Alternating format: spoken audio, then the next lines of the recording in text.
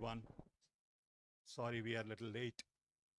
Part traffic and part lot of interactions with people sometimes on the road who want to take pictures and stop you, and that's part of the package. So my apology for being late. On behalf of the Indian Overseas Congress, I want to welcome you all to this press conference with Mr. Rahul Gandhi. Indian Overseas Congress is in 32 countries. We have presence in US, Canada, in many parts of EU, Middle East, Asia Pacific, even Caribbeans, Australia, New Zealand. And we feel it is our responsibility to interact with larger audience on Indian Overseas Congress platform to really tell people about not just India, but our idea of India. We strongly believe in thriving democracy, inclusion, diversity, equality, justice, respect for everybody. And to us, democracy is the bedrock of our civilization. At present, some of us are concerned about what is going on in India in terms of capturing of institutions, control of media, sort of attack on civil society, and many other related issues, including polarized politics.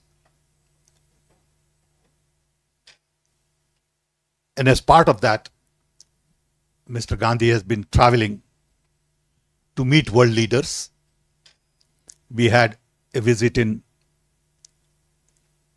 US recently, few months ago, where Mr. Gandhi went to Silicon Valley, Washington, New York.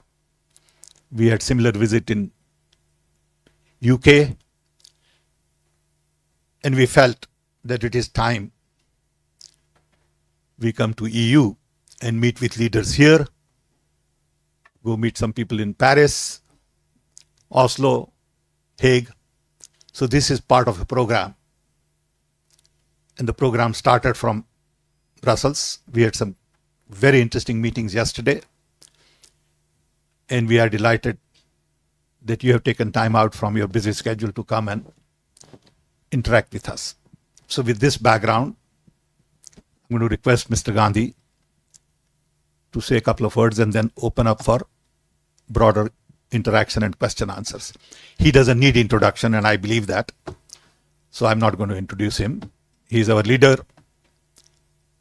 The most important thing about him that I would like to mention is the yatra. He walked close to 4,000 kilometers in 150 days from south tip of India all the way to north. With him, 50 to 100,000 people walked along the way. He got chance to meet people, listen to them, understand their issues, and I believe this way of reaching out to people was very unique. Of course, it has roots in Indian tradition. Buddha did this, Guru Nanak did that, Gandhiji did that, and many others in the past did that. He made a huge impact on the minds of people because walking 4,000 kilometers requires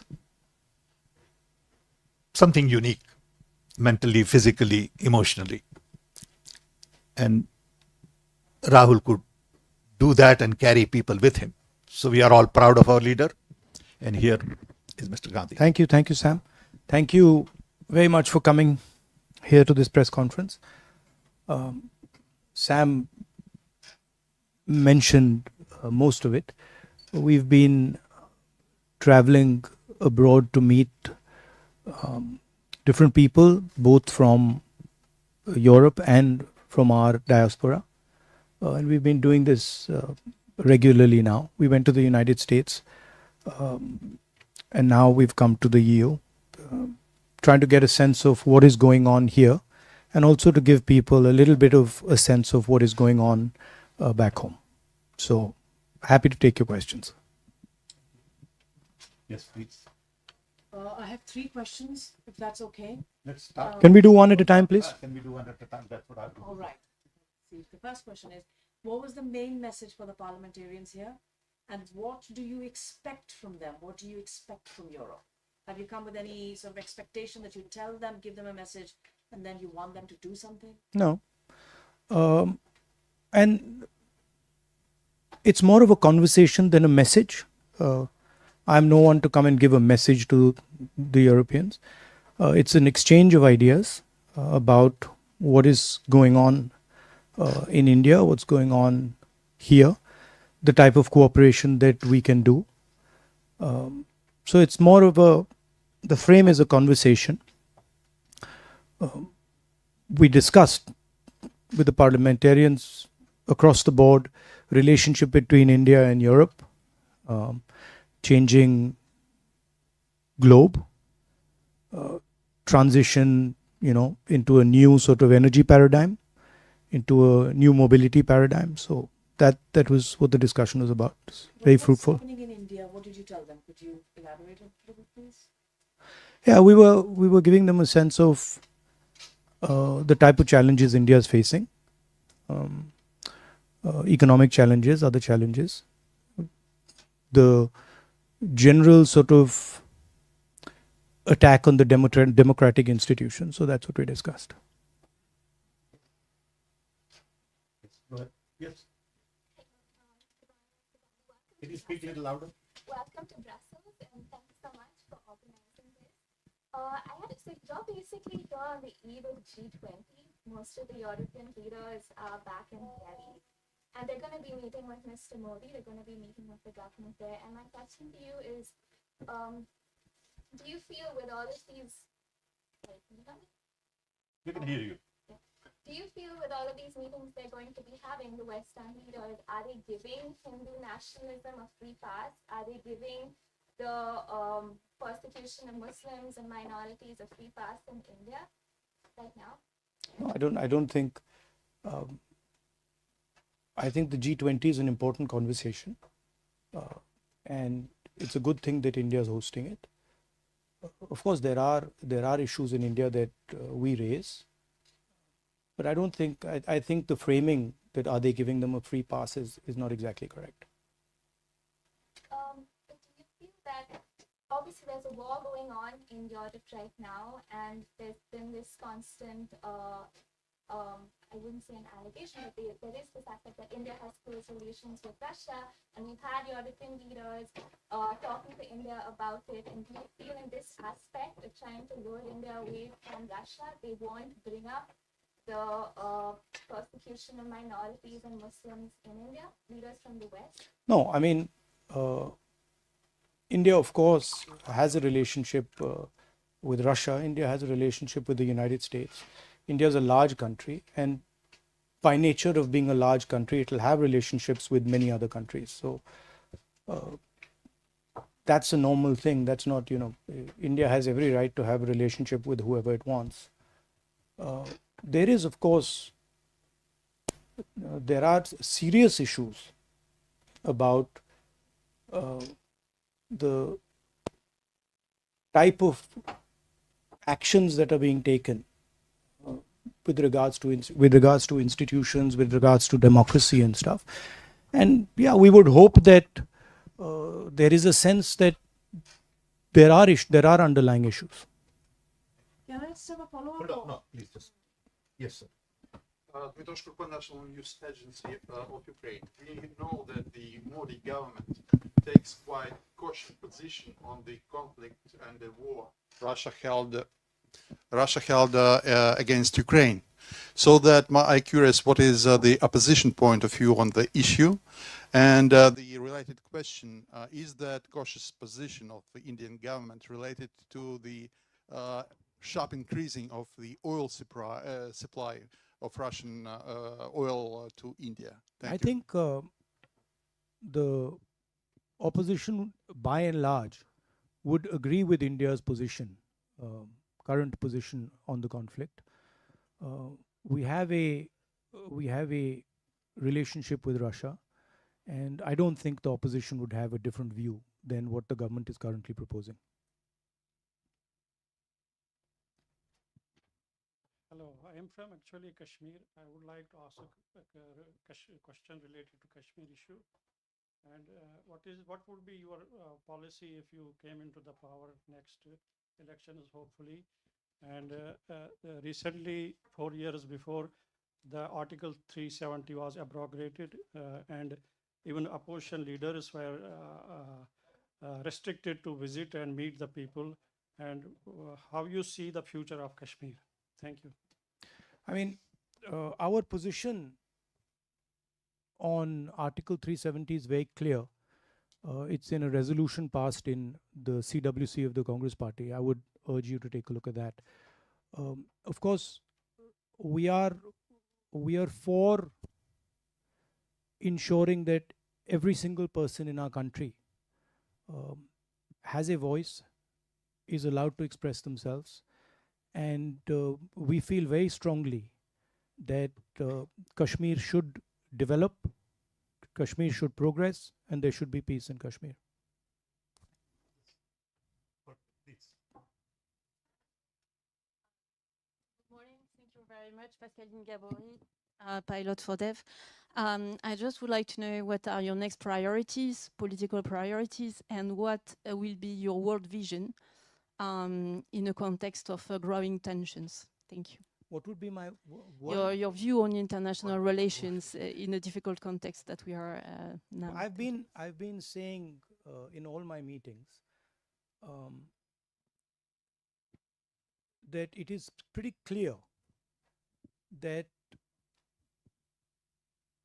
China is proposing a particular view, a particular vision of the planet, right? And they are putting on the table the idea of the Belt and Road. And one of the reasons they are able to do that is because they have become a center of global production. And this is something I told the people yesterday in the External Affairs office. But I don't see an alternative vision coming from our side. That vision requires a vision for production in a democratic environment. What the Chinese have basically shown is that it is possible to produce effectively in a coercive environment where you don't give people freedom, where you restrict their freedom, but you offer them prosperity without political freedom. And the challenge for us is, can we provide an alternative vision where we do production under democratic conditions with political and economic freedom? And I think there's a lot of cooperation that can happen between the United States, between Europe, and between us. And I think that's where a lot of our focus should go. How can we create an alternative to the Chinese production model that is a coercive production model? A competitive vision. Hi, this is Malini from PTI. You've given a very dignified answer to G20 happening in India is a very good thing. And we have news that Mallikarjun Kharge has not been invited for the G20 gala dinner by the BJP. And that says a lot. And I would like you to comment on that, because you are holding a very good stand, supporting the G20 happening in India. And here we have a very contrary, very interesting. No, what's contrary about it? I mean, they've decided not to invite the leader of the opposition. It tells you something. I mean, it tells you that they don't value the the leader of 60% of India's population. And, it's something that people should think about. Why they're feeling the need to do that, and what is the type of thinking that goes behind that. I have a follow-up question as well. I was there in Paris to cover Mr. Modi's, Bastille Day parade event, and two things happened at that time, which is very controversial. There was a 17-year-old boy who was shot in France, and the French actually jailed about 1,000 people just so that the event would go peacefully. And at the same time, I the didn't Manipur realize issue that. happened.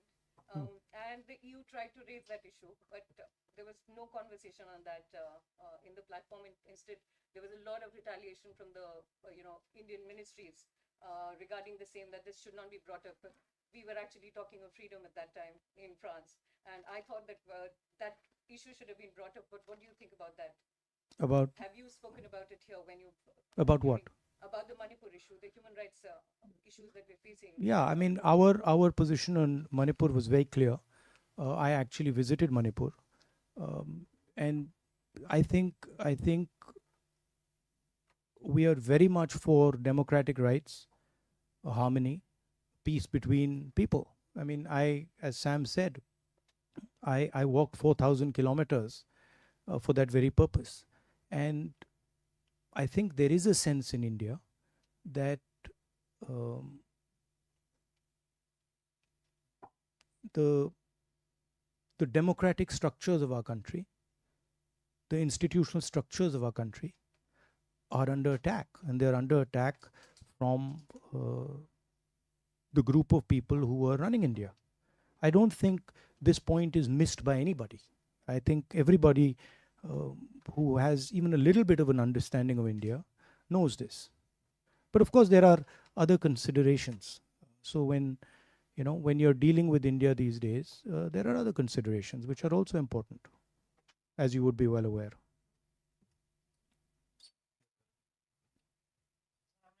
The democratic fight and the fight for democracy in India is ours, and it's our responsibility, and we will take care of it, and we will make sure that the sort of onslaught on our institutions, on our freedom, is stopped.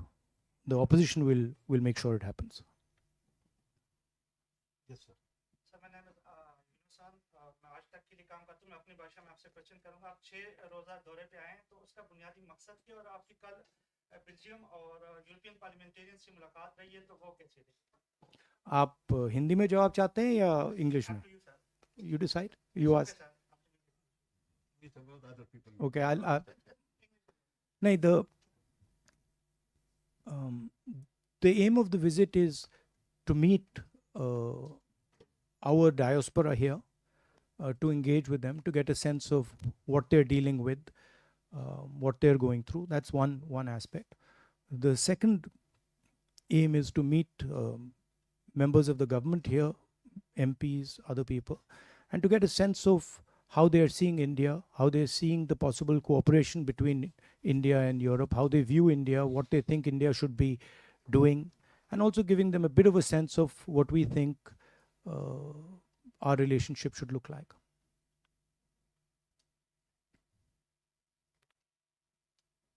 Yes, ma'am. Yes. Microphone. Okay. We can hear you, I think. My name is Odile Harvey. I'm covering for a regional radio in France, in Brittany, where in fact we have an association, Armor India, which has been started by an industrialist who works in India for his company, and then when he retired, he started that association and bringing wonderful Indian culture to this remote part of France. Now, last night, I saw on French television a program which has usually good reputation. It's Envoyé Spécial on France 2. And they describe all the discriminations about the Muslims, about the Christians in very cruel terms. And was that program exaggerated? You can still see it on the Well, outside. ma'am, And I know you're going to France, so I just would like to know about the situation of all those discriminations in India. Thank you. I mean, of course, I would have to see the program before I could comment on whether it was exaggerated or not. So I don't know what that program was saying. But certainly there is an increase in discrimination and in violence in India, and there is a full-scale assault on the democratic institutions of our country. That everybody knows, and internally in India it's been commented on, and globally it's been commented on. And of course, minorities are under attack, but so are many other communities. Dalit communities, tribal communities, lower caste communities are also under attack. There is a attempt to change the nature of our country. Our country in the constitution is described as a union of states, and we believe that the most critical aspect of our union is the conversation between members of our union. And there is an alternative vision, which is the BJP vision, which believes that power should be centralized, power should be concentrated, wealth should be concentrated, and the conversation between members of the union, between people of India, should be suppressed. And so this is the fight between two visions.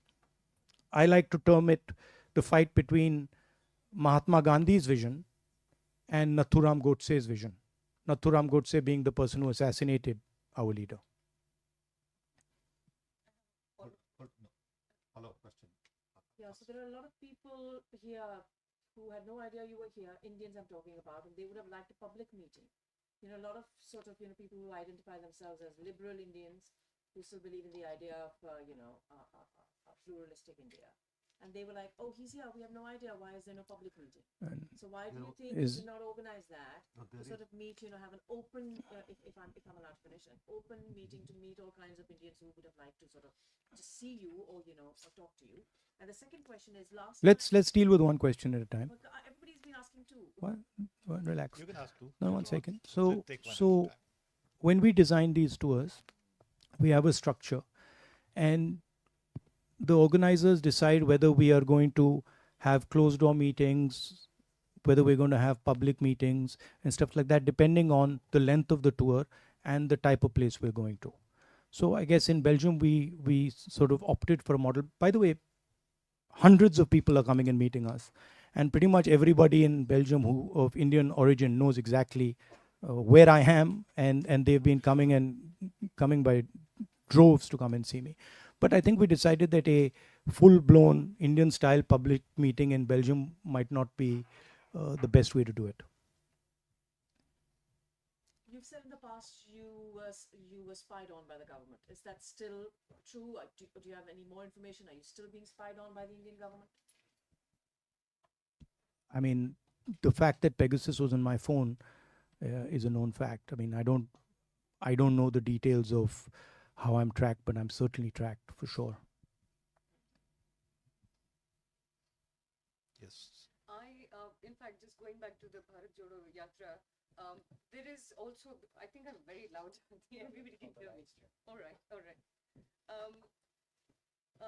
I have heard a lot of speeches before, starting 2014 onwards. You have been mentioning a very, very important, crisis that is coming up in India.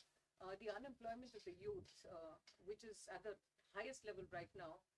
While you were on your yatra across the country, did you meet the youth, and did this issue actually really come up many times?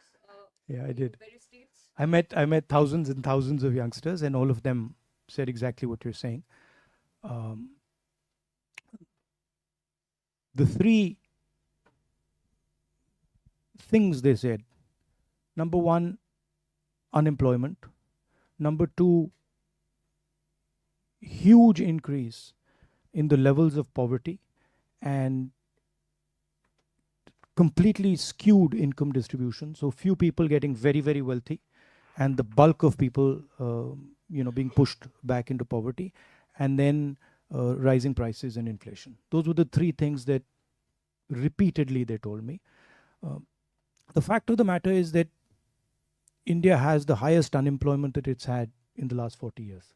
So there is something clearly wrong with our economic model. It's not accepted, and there's a lot of media support for the government. So those type of things don't come out. But I don't think the current path we are on, economic path we are on, is sustainable in any way. And there will certainly be consequences and a backlash to this model. Yes, sir. My name is Nadeem Bhatt. I am from ARI News. You have just talked about the minorities in India. I would like to ask about Kashmir. What is your party's stance on the current situation in Kashmir, and what step do you believe should be taken to address the ongoing conflict there? How do you view the role of international diplomacy in resolving the Kashmir issue, and what would be your approach if your party comes into power? Kashmir is, of course, an integral part of India, so it's nobody's business other than our own, other than India's business. Our position, as I stated earlier, is very clear. It's in a working committee resolution. We can give you a copy of that resolution if you're interested in reading it. But I feel that it's very important, the general discussion we're having here, that democratic institutions, democratic structures need to be protected in India, and the voice of people needs to be defended and protected. And that goes for every single part of India, including Kashmir.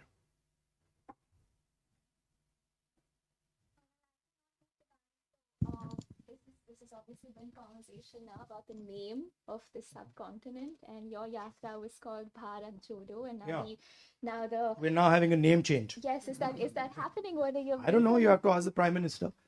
I mean, Do you want it to change? Do you want to change the these are. Bharat Jodo? So is I that, am perfectly happy with the names that we have in our constitution. India, that is Bharat, works perfectly well for me. But I think these, in a sense, to me, are panic reactions. There's a little bit of fear in the government. These are distraction tactics. We, of course, came out with the name India for our coalition, and it's a fantastic idea because it represents exactly who we are. We consider ourselves to be the voice of India, and so the word works very well. But it's obviously disturbed the Prime Minister enough that he wants to change the name of the country, which is absurd, but that's what it is. It's also interesting that every time we raise the issue of Mr. Adani and crony capitalism, the Prime Minister comes out with some dramatic new diversion tactic. It's curious that just after I did a press conference on Adani, this entire diversion is put into place. It's interesting. Yes, ma'am. Yes. EU journalist for Radio Novo Time. Again, thank you. In view of the COP28, the climate conference in Dubai, what are your expectations? And do you think that India is going to be the major spokesperson for the Global South? Thank you. Well, I don't know. I mean, I think India has a relationship with the Global South, and I think there are bonds there, historical bonds there, that make us close to the Global South. I don't know if we are the spokesman of the Global South, but certainly we have a relationship with them. On the environment, of course, we are, as a planet, going through these large transitions, energy transition in the way we move. And I think environment is a central issue for India. It's, of course, not in a country where there are many poor people, it's difficult to make environment top of mind. But I think it is a critical issue, and it's very important that we think about it in a strategic and a long-term way.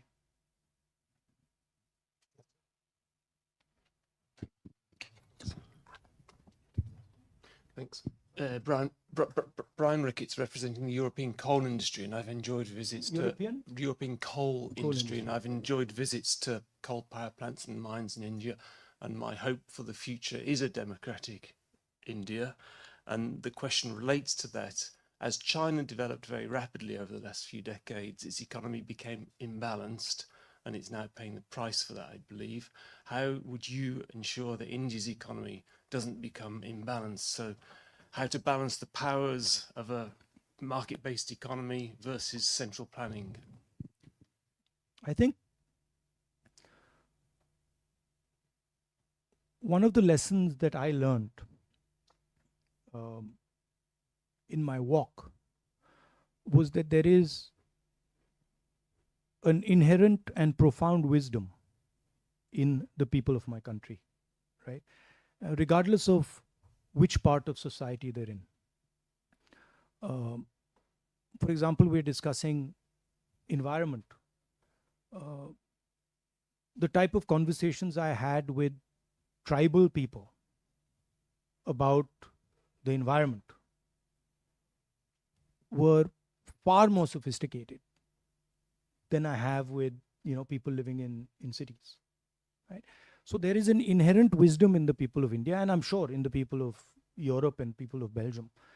And I think it's critical for us that in decision making, we listen to the voice and the intelligence of the people. And that's where we have a fundamental difference with the BJP.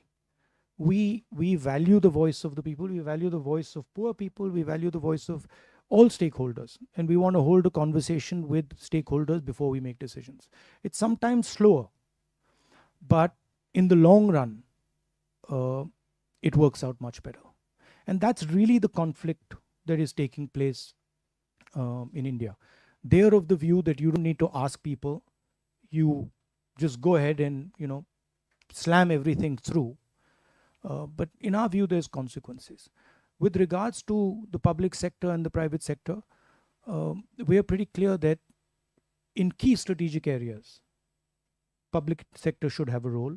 In education, in healthcare, public sector should provide a foundation. But in other spaces, private industry is probably a better tool to achieve most aims. Just one or two more. Quick. Very quick one. But you asked you asked 4 questions. You've asked 3 or 4 questions. Yeah, please. Thank you. Anybody else? Okay. Nobody else, go ahead. Then 1 or 2. That's it. I think the agenda that you're talking about, mostly what has been happening in the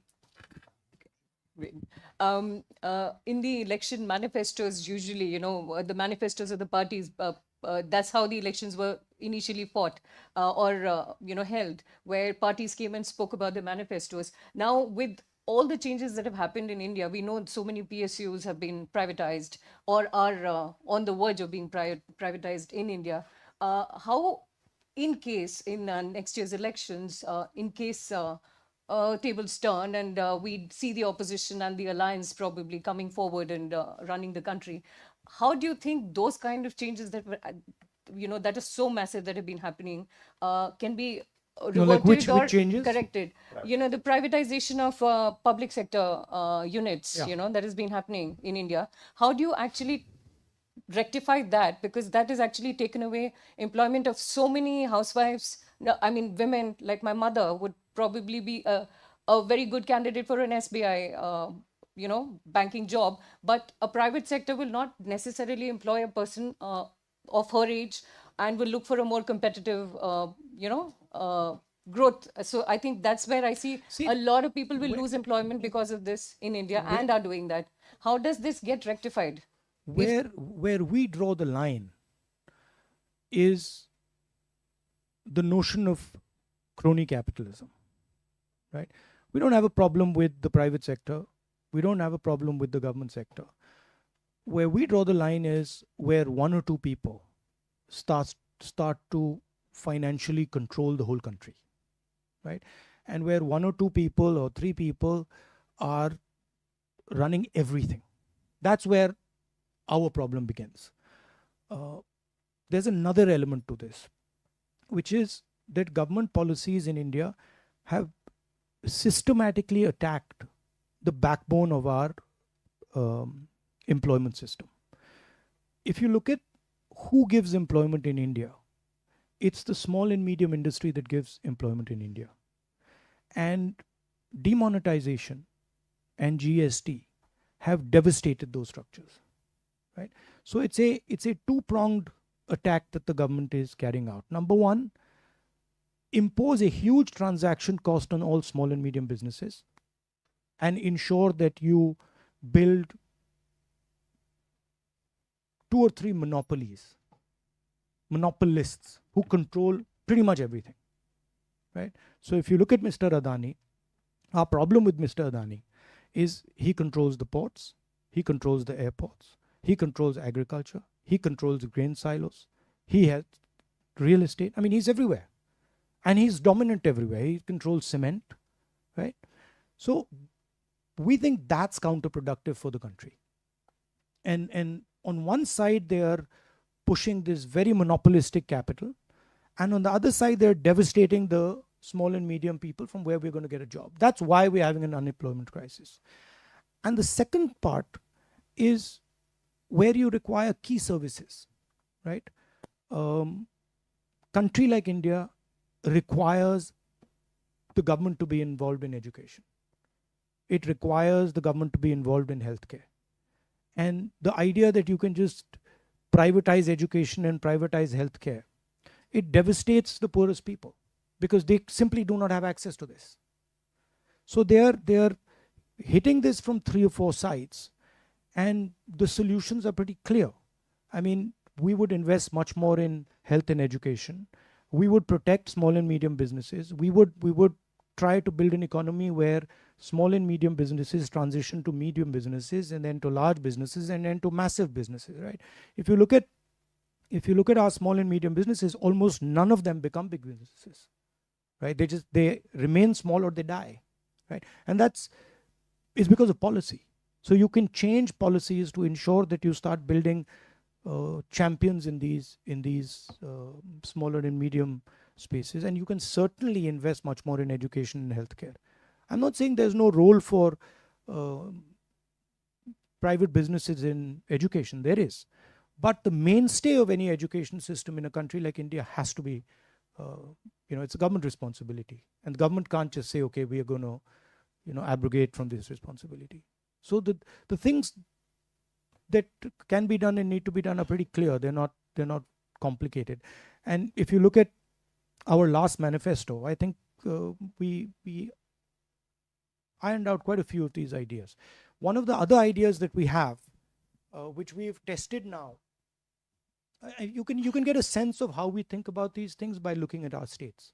So if you look at the healthcare system in Rajasthan, that'll give you a good sense of what we are thinking in terms of healthcare for the country. If you look at our social programs in Karnataka, you get a sense of how we are thinking about social programs for the country. So we tend to run a pilot somewhere, see if it works, and then scale it up. And for example, Manrega was such a case where we ran a small pilot, then we scaled it into a state, and then we scaled it into the nation. We don't believe in these rash decisions where you suddenly demonetize the economy or you suddenly impose a GST. We believe in seeding an idea, letting that idea grow, testing the idea, and then scaling it across. Chhattisgarh has some very good ideas on how to support farmers with minimum prices. Karnataka has our, the sort of support that we're giving to women in Karnataka. That's some very interesting work that's going on. And in each one of our states, you can see the sort of type of ideas that we will use when we come to power. last question. When you were talking to the parliamentarians, you said it was a conversation and you were informing them about sharing, your reading of what's happening in India. And you have repeated here that, there are problems back home when it comes to institutions and democratic structures. What was their response to you? Did they seem concerned? Did they seem... Yeah, they were very concerned. They were very concerned, and they felt that they felt that there is an attempt to stifle the democratic structures of India, for sure. And I mean, they were very, very clear with us. Okay. We have more questions. You have more questions? You No, have more I questions? think thought we gave I you think enough. 5 questions for one person is good enough. I mean, if you know. Okay. Sponsors are coming to everybody. no Thank you. offense. No, but thank you very much for your time. We really appreciate. Thank you, Rahul. Thank you very much. And we hope to see you again. Be in touch. Thank you.